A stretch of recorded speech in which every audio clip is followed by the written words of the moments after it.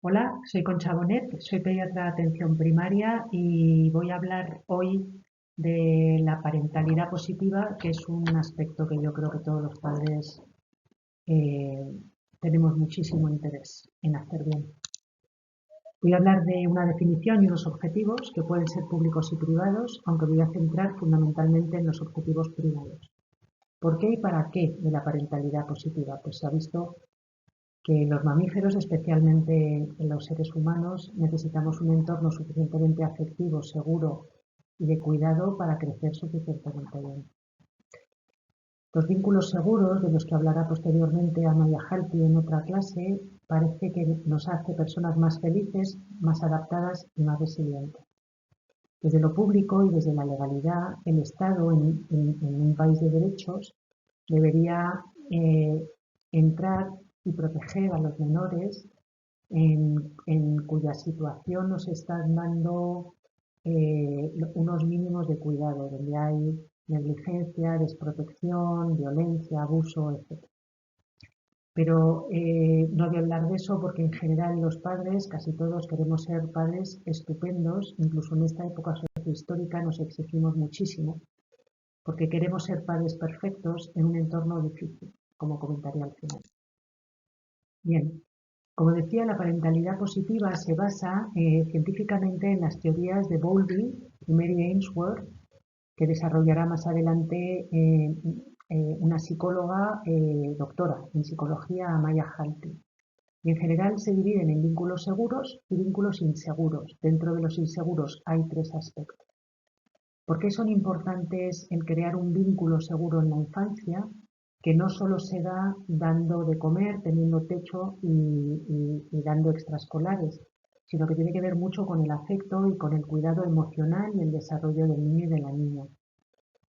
Es importante porque antes se daba mucha importancia al temperamento, a la genética, creyendo que veníamos muy determinados genéticamente. Se ha visto hoy en día que no es así, que la realidad, como siempre, es muy compleja y lo único que hacemos muchas veces es simplificarla, pero que es importantísimo el ambiente y la epigenética, y que la biografía de las personas se convierte en biología, es decir, se estructura cerebralmente.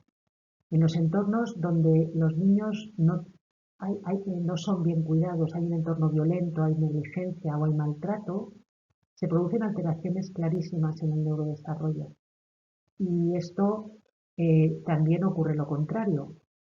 Siguiendo las teorías de Hugo Bleichmann, se ve cómo vínculos seguros o inseguros van a condicionar lo que él denomina 4 módulos fundamentales en el desarrollo humano.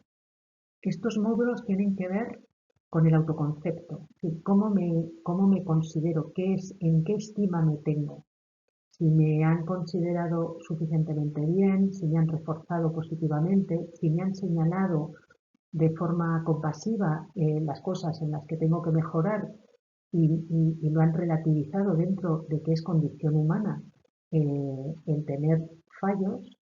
Seguramente mi autoconcepto, si la imagen que yo tengo de mí sea adecuada y esté contento conmigo mismo o contenta. Además, favorece la regulación emocional, es decir, hay un otro que me enseña a regularme, porque cuando soy pequeño muchas veces los mecanismos cerebrales de control de emociones no están bien desarrollados, pero hay un otro que me ayuda a regularme porque me da ejemplo y porque me contiene cuando me encuentro mal o cuando estoy furioso o estoy muy triste. También me va a demostrar que mi vida merece, es decir, merece ser vivida y me va a ayudar a autoconservarme. Y me va a dar también, otro módulo importantísimo, claves de que mi cuerpo merece, de que mi cuerpo debe ser cuidado, que lo tengo que respetar y cómo relacionarme afectivamente con los demás de una forma más proactiva. Yo creo que es importantísimo que todo esto se desarrolle suficientemente bien porque estas condiciones son las que van a hacer que vayamos al mundo a ser y estar en él, en relación, no solo con nosotros mismos, pero también con los demás. Voy a definir lo que es la parentalidad positiva, que no es una idea, no es un concepto, sino es una acción, es un comportamiento de los padres fundamentada en el mejor interés del niño, que lo cuida, lo desarrolla sus capacidades, es un entorno no violento ni desde lo físico, ni desde lo verbal, ni desde lo emocional, y ofrece reconocimiento y orientación. Esto no significa que todo se pueda hacer y que todos los refuerzos sean positivos, porque importantísimo es el establecimiento de límites, porque los límites permiten el pleno desarrollo del niño y de los padres. Hay un libro que se llama El no ayuda a crecer. Lo que pasa es que ese no y esos límites tienen que ponerse de manera adecuada según la edad del niño. A veces los padres somos gobernantes cuando son muy pequeños y no hay discusión posible. Decimos que las cosas se hacen de esta manera, pero a medida que el niño o la niña van creciendo, los límites se consensuan. Y los límites tienen que ser pocos, claros, congruentes y consistentes. Esto es muy importante. Y bueno, habría que desarrollarlo en otra charla, pero no lo puedo desarrollar más aquí. Pero sí insistir que los límites son muy importantes para la educación. El objetivo de la parentalidad positiva es promover relaciones positivas en la familia, fundadas en el ejercicio de la responsabilidad parental, garantizando los derechos del menor en el seno de la familia, así como el derecho de los padres, también el de todos, optimizando su desarrollo, potencial y bienestar. ¿Cuáles son las funciones parentales? Lo he sacado de esta web, Una mente sana empieza en la infancia, que podéis brujulear porque tiene cosas muy interesantes. Y lo importante es que esta función de parentalidad no solo la ejercen los padres, independientemente de que la familia sea biológica, homoparental, adoptiva, monoparental o de acogida, o incluso que el papel lo ejerza el Estado cuando el Estado entra a proteger niños que deberían estar tutelados porque en la familia no se está haciendo bien ese papel. O sea, todos tenemos que cumplir estas facetas eh, para desarrollar adecuadamente las necesidades básicas que, insisto, no son solo las físicas, como se vio con Spitz en la Segunda Guerra Mundial, que los niños en orfanatos, muchos estaban muy bien cuidados, estaban limpios, les daba de comer, pero no tenían un cuidador asignado. Y muchos niños morían porque entraban en una depresión que llamó anaclítica, porque no tenían vínculo con ningún cuidador. Es decir, que es importantísimo esto en el desarrollo afectivo. La función afectiva, que la acabo de comentar, una función educativa, que tiene que ver pues, con ofrecer posibilidades, colocar límites, escuchar, favorecer. Una función estimuladora, cuando ofrecemos oportunidades para que desarrollen su potencial, ofreciéndoles ambientes ricos en belleza, en cultura, en interés. Y una función autorreflexiva que es importantísima hoy en día porque vivimos muy de cara a afuera. Una sociedad que va muy deprisa, donde hay poquísimo tiempo y donde casi estamos en modo supervivencia más que en vivir. Y hay pocos espacios de serenidad, de reflexión y de sosiego para poder reflexionar dónde está mi hijo, mi hija, dónde quiero que esté, cómo me gustaría relacionarme, qué estoy haciendo, dejando de hacer para que la relación sea lo mejor posible. No me gusta nada medicalizar desde que era pequeña, desde que era casi estudiante. Me parece que los médicos medicalizamos mucho la vida de las personas porque, bueno, no lo voy a analizar aquí, pero es verdad que tiene relación con el poder. Y yo creo que ser padres no tiene nada que ver con un protocolo médico ni psicológico. Los médicos y sobre todo los psicólogos aportamos evidencias de cómo se puede hacer lo mejor posible. Y esas evidencias han ido cambiando y cambiarán a lo largo del tiempo. Sin embargo, me parece que la filosofía muchas veces ha aportado cosas de la vida, de condiciones de vida que nos pueden servir en la parentalidad. Los trascendentales, que llamaban los filósofos medievales en la filosofía medieval, eran aquellos factores que hacían que la vida mereciera ser vivida. Entonces, como padres y siguiendo también a Hugo Bleichbach, yo creo que tenemos que hacerles sentir a nuestros hijos que merecen y que la vida merece ser vivida. y cómo podemos hacer o narcisizar la vida si no hemos alcanzado el comprendimiento o la comprensión, perdón, que la vida es sentido. Pues porque hay veces que sentimos que la belleza nos llena de plenitud. La belleza, hacer el bien a nosotros mismos y a los demás. En esta sociedad tan solipsista, tan individualista y tremendamente egoísta, que intenta por todos los medios ser perfecto, hacer el bien, tener, tener espacios de cierta humildad, de pensar en los demás sin perderme yo, que yo también soy importante, pero sin convertirme en el centro del universo porque no lo soy.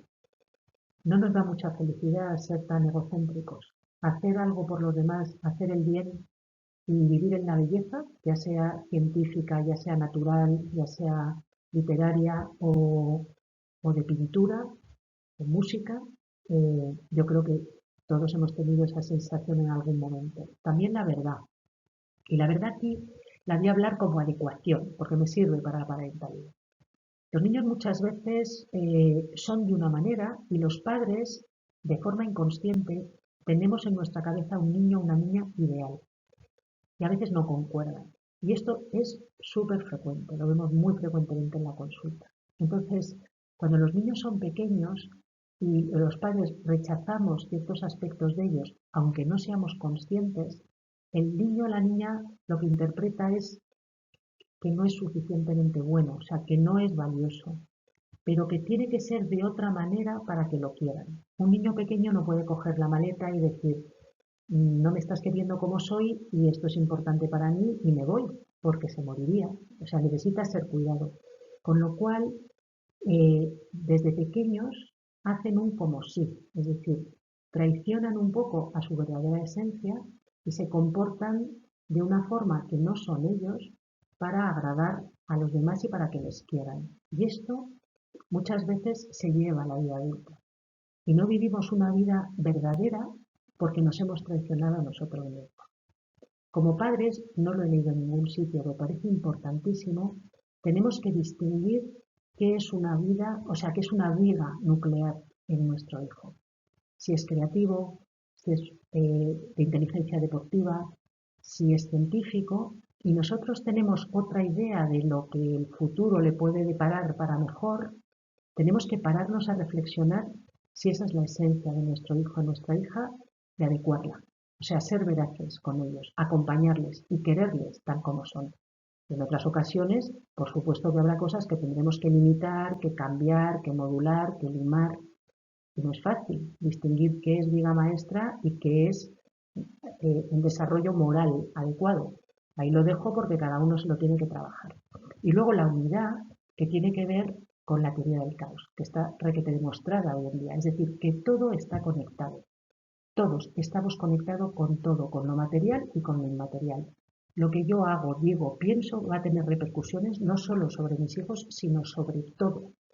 Y que es importante que dejemos de vivir en esta especie de matrix en la que somos únicos, el ombligo del mundo y que no estamos interrelacionados. Es que soy porque somos. Y esto es muy importante que lo sepan desde pequeños porque de verdad que aporta mucho a la felicidad y a la plenitud. Total, que para aterrizar esto, podría decir que tenemos que atender como padres las necesidades físicas, emocionales, psíquicas, espirituales de nuestros hijos. No solo las físicas y las educativas, pero no solo que las atendamos, sino que nos tenemos que intentar asegurar que nuestro hijo o nuestra hija se siente visto, escuchado, validado, respetado y querido. Esto es importantísimo, porque podemos tener muy buena intención, pero si no lo actuamos y si ellos no sienten que eso es así, daría exactamente igual que si no tuviéramos esa intención. Entonces, ¿qué competencias, resumiendo mucho, mucha literatura muy abigarrada, deberíamos tener como padres? Y lo he sacado de Terry Real, que es un terapeuta de pareja americano que me encanta.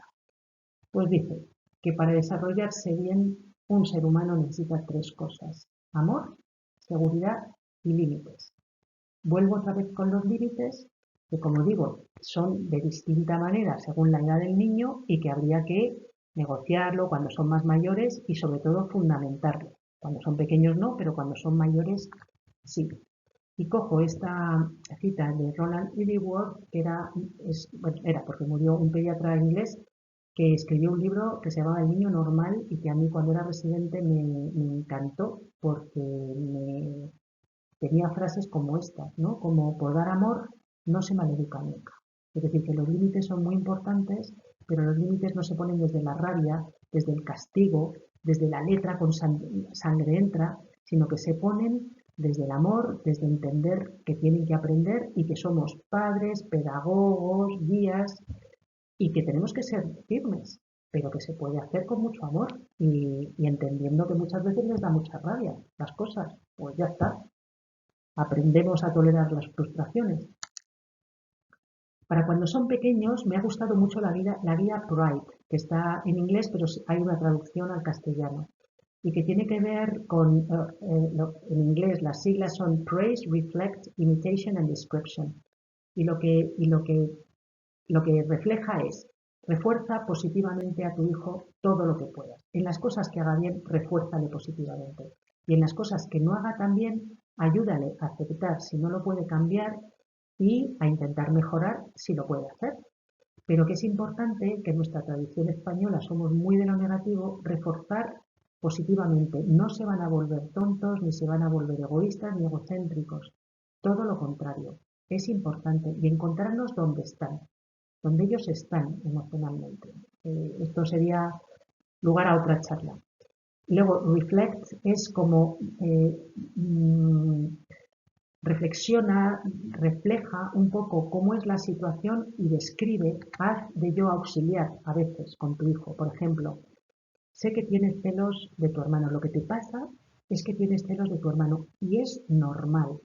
Sientes dos cosas contrarias. Sientes que le quieres un montón y a la vez te gustaría tirarlo a la basura, como alguna vez me ha dicho algún niño.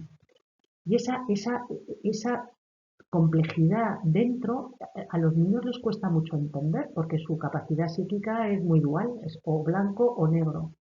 Entonces, poderles acompañar, hacer de yo auxiliar, reflexionar, entender, describir, les ayuda mucho a que ellos puedan conectar con sus emociones, que las validen, porque no hay emociones malas, todas nos dan información, pero sí tendremos que saber pues, gestionarlas, ¿no? Tener ventanas de mayor tolerancia, sobre todo porque vivimos en sociedad.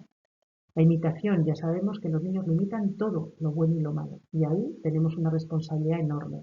Y luego, describir más que enjuiciar, etiquetar o insultar. Es decir, describir conductas.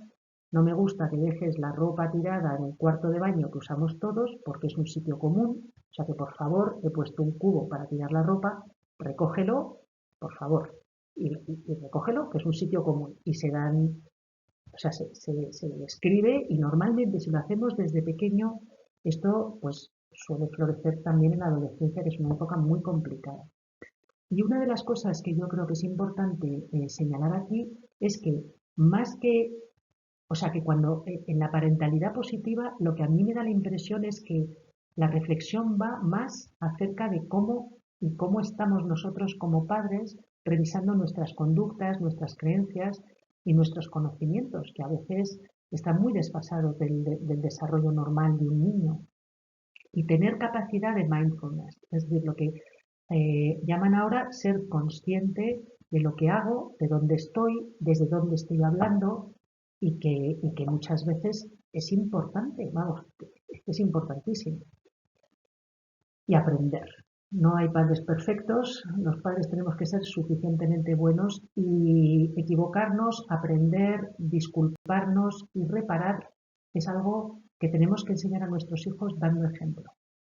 Y a veces no lo hemos aprendido. En la adolescencia, que es otra época para dar 4 charlas, es una época en la que se ofrecen otra vez ventanas de oportunidad.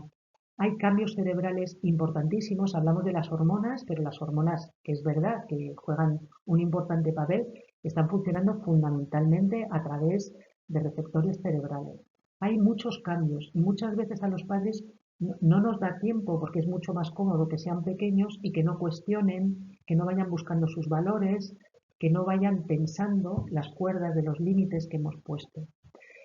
No voy a leer toda la rueda, por supuesto, pero importantísimo en la adolescencia seguir promoviendo la vida sana, de sueño, deporte, amistades que conozcamos en casa, de hacer cosas en la familia, de cuidar mucho las tecnologías, de estar encima, porque enganchan muchísimo y podríamos hacer y vamos a hacer, de hecho, otra charla al respecto, y luego aprender a comunicar con calidad, de forma no violenta. El libro de Rosenthal, Comunicación no violenta, nos puede venir de perlas. Y luego también saber negociar en la adolescencia, fundamentar por qué les ponemos estos límites, escucharles para que ellos también aprendan a fundamentar y enseñarnos y enseñarles a pedir ayuda si se necesita. ¿Qué dificultades encuentro para implementar la parentalidad positiva en el momento sociohistórico en el que vivimos? Lo que he comentado del niño ideal. Esto es algo que conscientemente no somos muy conscientes los padres, pero lo tenemos y hay que revisarlo. Y eso se necesita tiempo y lo que llaman insight, o sea, mirar para adentro y poder nombrar zonas que son un poco de sombra y que no son fáciles. Y eso no significa que no quiera, significa que me tengo que replantear dónde estoy y qué expectativas tengo, que a veces no son reales con respecto a mi hijo o mi hija. Desconocimiento de etapas y desarrollo, que también vamos a hacer otra charleta. Y luego, lo más importante es que repetimos nuestra historia personal. Como decía en las primeras diapositivas, la biografía se convierte en biología. Es decir, que nosotros también somos seres tropelados. Es decir, que lo que nuestros padres hicieron, cómo nos trataron, de la manera en que se comunicaron con nosotros, lo que les parecía importante, cómo exigían que fuésemos. Hay muchas veces, bueno, pero muchas, que las repetimos con nuestros hijos. Y a veces incluso somos conscientes de que eso no nos gustó y no podemos evitar el repetirlo. Esto es evidente porque se han hecho ciertas conexiones neurológicas que como dicen las neuronas que disparan juntas, se pegan juntas. Entonces cambiar esto pues es complicado y sobre todo cuanto más mayores somos, pero hay plasticidad cerebral y podemos reflexionar y a veces pedir ayuda, pero simplemente darnos cuenta de lo que estamos haciendo, que a veces repetimos estas conductas o nos vamos a lo contrario, que es prácticamente lo mismo, pues es una cosa a repensar. Es una sociedad multicultural que tiene múltiples valores y nuestros hijos y nosotros estamos conectados con redes sociales que nos permiten alcanzar relaciones virtuales a niveles que en los años 30 una persona con 7 vidas no hubiera conseguido tal número de relaciones. Y todo esto, claro que está influyendo, es decir, que no somos solo los padres, sino que todo esto, este entorno, está influyendo en nuestros hijos. Si se añade que tenemos falta de tiempo, que no podemos conciliar muchas veces, que estamos a 5.000 cosas, que en esta sociedad del hacer, de la prisa, del desasosiego y de no parar, a veces lo que estamos haciendo es achicando nuestro propio barco y es que no tenemos capacidad de verdad para achicar el de nuestro hijo. Y esto hay que pensarlo. Si lo urgente, las cosas que nos piden el trabajo, en la vida en general, es importante porque nuestros hijos no esperan. Y hay cosas que pueden esperar y hay cosas que no. Pero tendremos de verdad que sentarnos a pensar en algún momento qué es para nosotros lo prioritario. Y si son nuestros hijos, porque necesitan tiempo, necesitan un espejo, necesitan un yo auxiliar, necesitan ser vistos, queridos. Y eso no se hace en 3 minutos por las tardes. Es decir, se necesita tiempo y un suficiente tiempo y además de calidad. O sea que no es fácil.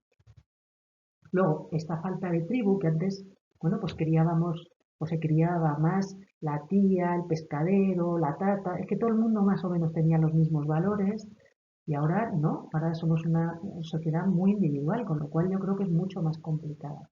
Y luego la falta de tiempo, la falta de introspección, la falta de o sea, de tener espacios de no hacer, que nos crea muchísima ansiedad porque es que tenemos que estar siempre haciendo algo, pues no facilita. Y además es una época en que los padres, de verdad que nos parece importantísimo la crianza y lo queremos hacer bien. Yo creo que la idea o la motivación de hacerlo bien es altísima. Y sin embargo, las circunstancias sociohistóricas no lo facilitan y nuestra falta de tiempo tampoco. Entonces, quiero terminar con esta diapositiva que dice que no hay niños difíciles. Lo difícil es ser niño en un mundo de gente cansada, ocupada, sin paciencia y con prisa. Y a mí sí me parece que nuestros hijos han nacido en un mundo sin guerra, por lo menos en España, con muchas cosas desde lo material, pero que les faltan cosas esenciales, sobre todo yo lo que les veo muchas veces es hambre de padres, hambre de hacer cosas en familia, de salir al campo y de jugar las cartas, de ver la tele juntos, lo que sea, pero juntos. Y luego quería terminar con cosas a no hacer, ya he hablado un poco de lo que habría que hacer, que lo recoge Joshua Coleman en este libro que tiene, que se llama Rules of Estrangement, pero he visto que tiene una charla en YouTube que está en inglés, lo siento, pero es importante porque es una persona, es un psicólogo que ha investigado un poco qué es lo que hace que los hijos desaparezcan de nuestra vida. O sea, que llega un momento que o bien ya no los veamos o si están, hay una desconexión de la comunicación o desde lo afectivo. Pueden estar físicamente, pero no están. Y yo creo que eso a nadie nos gustaría. Bueno, sé que todos tenemos muchísima buena intención, que tenemos muchísimas ganas. Generalmente las personas que ven este tipo de charlas suelen ser las que no lo necesitan. Reforzaros, daros muchísimo ánimo y de verdad que muchas gracias. ¡Hala! Al todo.